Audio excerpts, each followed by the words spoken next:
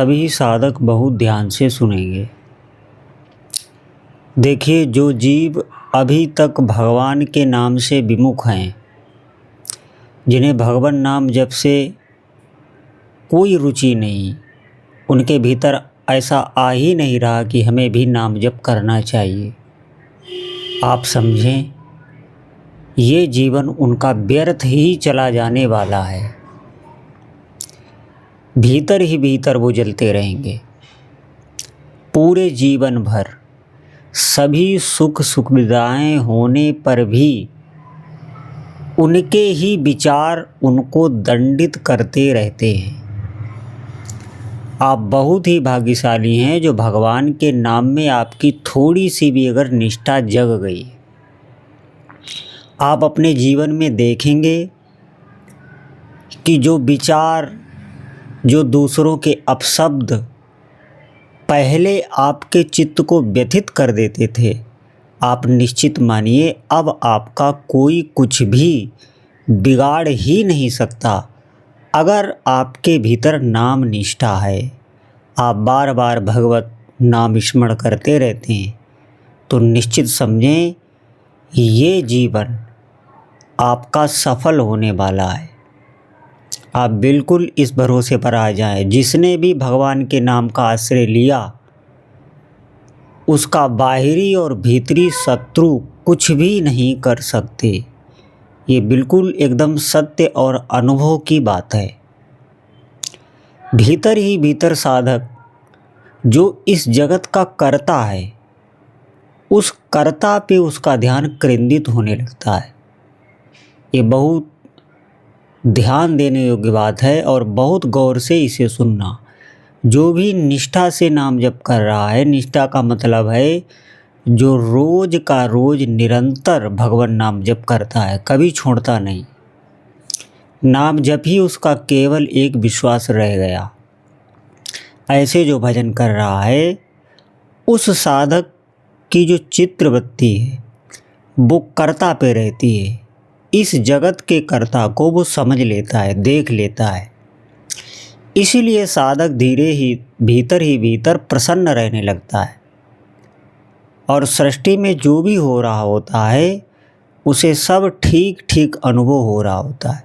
क्योंकि कर्ता की तरफ हम अपनी बुद्धि से, अपने विवेक से या संसार से ज्ञान अर्जित करके हम कर्ता को समझ ही नहीं सकते। और अगर कोई समझने की कोशिश भी कर रहा है तो वो भ्रम होगा।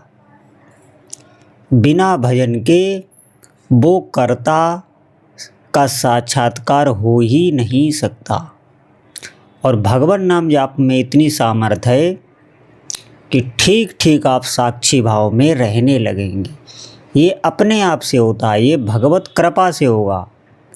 ऐसा नहीं है कि हम साधन करके भगवान को जान लें या साक्षी भाव को समझ लें। ये भजन से आता है।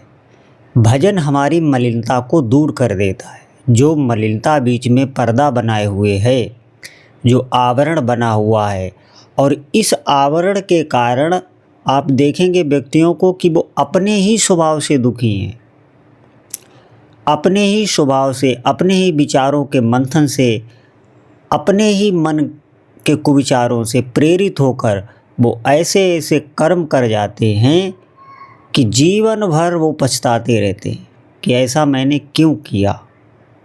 आप समझें, अब कर्म किया उन्होंने ही है, लेकिन बाद में वो पछताते रहते हैं। ये उन्हें दंड मिला भगवान नाम जप से दूर होने का।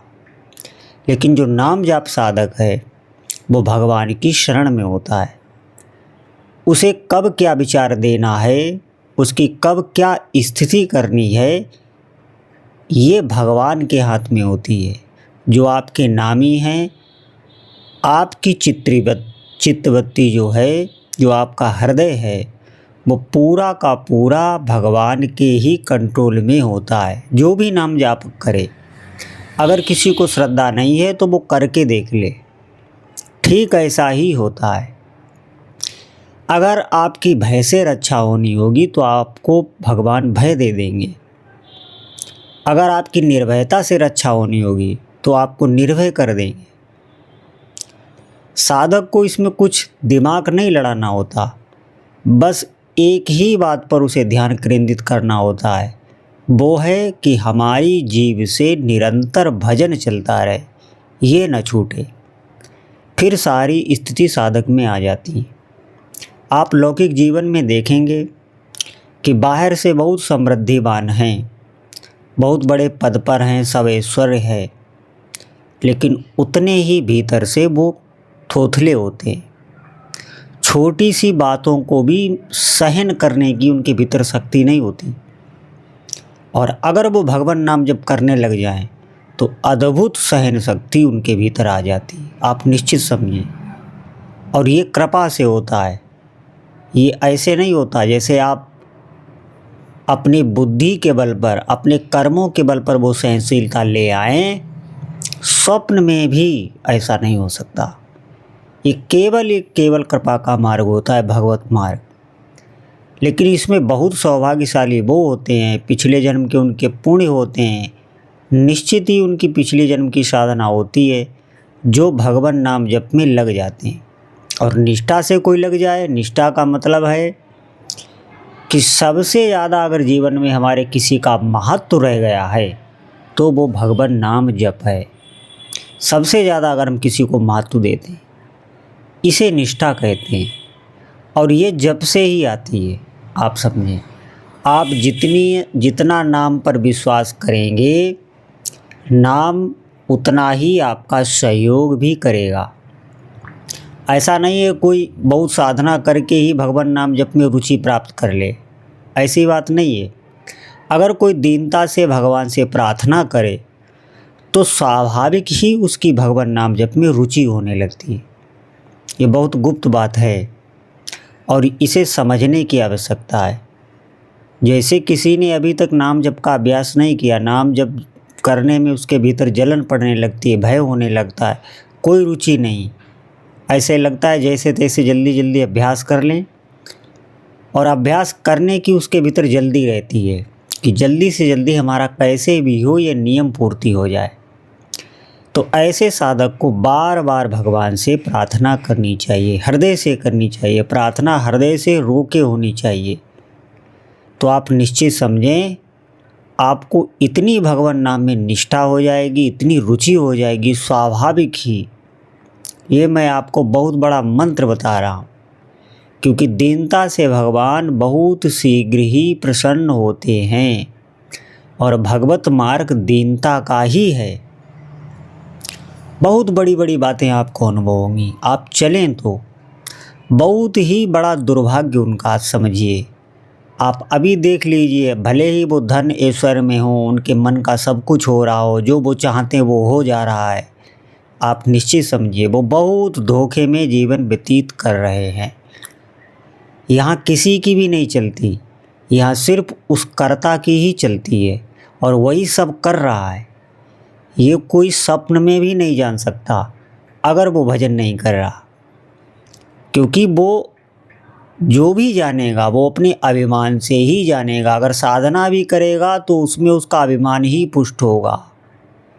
एक नाम ही ऐसा है जो आपके अभिमान को गलित कर सकता है। आप समझ जाएंगे कि करने वाला एक ही है, और उसको जब आप जान जाएंगे तो आप भीतर से आनंदित होने लगेंगे। आप समझें, ये बहुत भगवान नाम जप आनंद का मार्ग है। और इसमें सबसे बड़ी बात है कि साधक की जो भीतर की इच्छा होती है, जैसे अगर वो भगवान को सगुण रूप में चाहता है तो भगवान सगुण रूप में अनुभव देने लगेंगे। अगर वो निराकार ब्रह्म को चाहता है तो भगवान वैसा अनुभव देने लगे। जैसा भी साधक है वो अगर नाम जप का आश्रय ले ले तो निश्चित उसे उसी मार्ग में भगवान का नाम सफलता दे देता है, क्योंकि नाम परिपूर्ण साधना है। लेकिन ये बात हम कब समझेंगे? हमारा समय निकलता जा रहा है, जितना समय हमारा प्रपंच में चला जाता है, इधर उधर की बातों में चला जाता है।